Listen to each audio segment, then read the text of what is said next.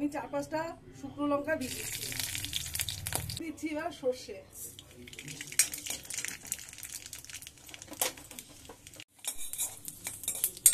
সর্ষেটা আমার গন্ধ ছেড়ে দিচ্ছে, সর্ষেটা ভাজা হয়ে গেছে।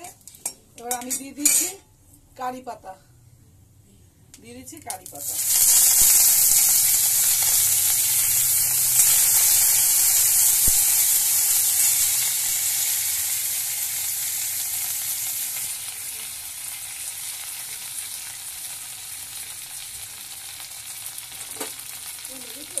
আমি 1 কাপ সুজি নিয়ে নিলাম। মিক্সিতে 4 চামচ মতন আটা নিয়ে নিচ্ছি। 1 2 3 4 চামচ আটা নিয়ে এবার আমি এটা মিক্সিতে পেস্ট করে নেব। সুজিটাকে ভালো করে মিক্সিতে গুঁড়ো করে নেব, মিহি করে। সুজিটা আমি ভালো করে মিশিয়ে নিচ্ছি, কিন্তু সেই রকম একদম মিহি পেস্ট হবে না, একটু দানা থেকে যাবে, ওই রকমই থাকবে। এবার আমি 1 কাপ দই দিয়ে দিচ্ছি, এটার মধ্যে দই দিয়ে দিচ্ছি, দিয়ে একটু জলও দিয়ে দিচ্ছি, দিয়ে এবার এটাকে আমি আবার মিক্সিতে ভালো করে পিষে নেব। পেস্টটা হয়ে গেছে, এবার আমি একটা বাটিতে ঢেলে নিচ্ছি।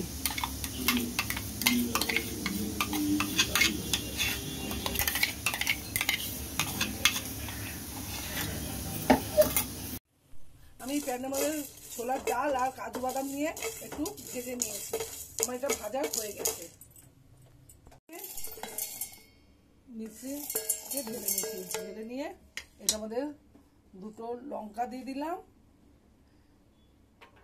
2-3টে রসুন দিয়ে দিলাম, মিক্সিটা পেস্ট করে নিচ্ছি। নারকেল দিয়ে দিচ্ছি, দিয়ে পেস্ট করে নেব।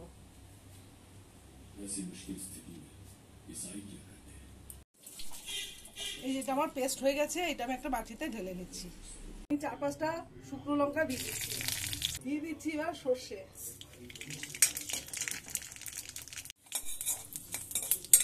সর্ষেটা আমার গন্ধ ছেড়ে দিচ্ছে, সর্ষেটা ভাজা হয়ে গেছে। এবার আমি দিয়ে দিচ্ছি কারি পাতা,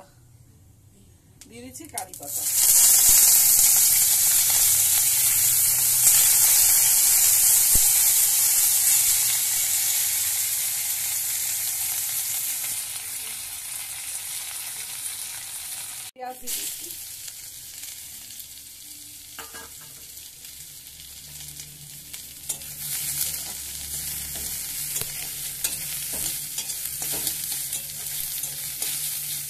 পেঁয়াজটা হালকা ভালো ভাজা হবে।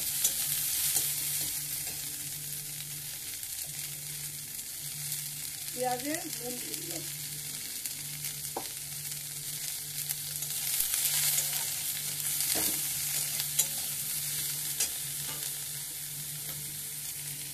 এবার এটাকে আমি চাটনির মধ্যে ভালো করে মিশিয়ে নেব।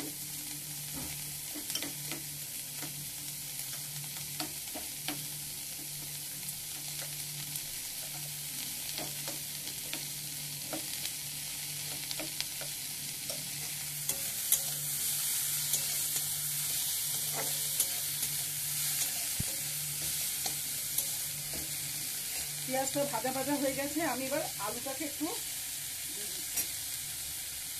চটকে দিয়ে দিচ্ছি।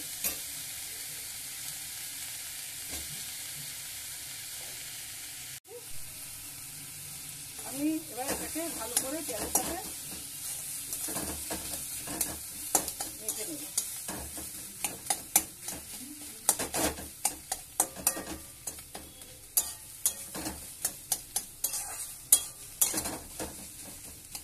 ঘন ঘন করে আমি করেছি, এই যে এটা দিয়ে পড়বে না, এটাকে এইরকম হবে, এরকম কাটলে এরকম হবে, সেই রকম হবে ব্যাটারটা, এইরকম হবে।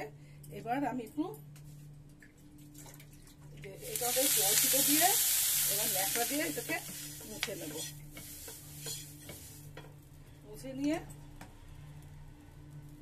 এই ব্যাটারটা দিয়ে দেবো, দিয়ে আমি এই গোল বাটি নেব, নিয়ে এটাকে আলতো আলতো করে আরেকটু লাগবে দিয়ে ঘুরিয়ে দিতে হবে।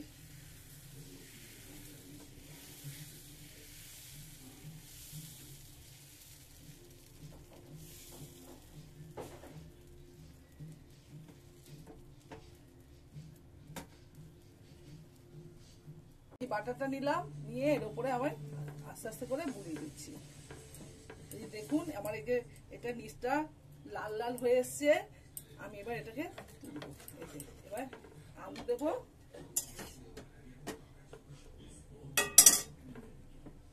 আলু দিয়ে দেবো, দিয়ে এবার এটাকে আমি আস্তে আস্তে মুড়িয়ে দেবো। দেখুন কি সুন্দর হয়েছে আমার ধোসাটা, দেখেছেন ধোসাটা কি সুন্দর হয়েছে, পড়ে গেল।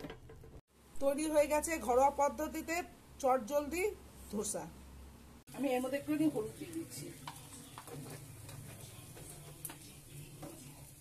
দিয়ে এটাকে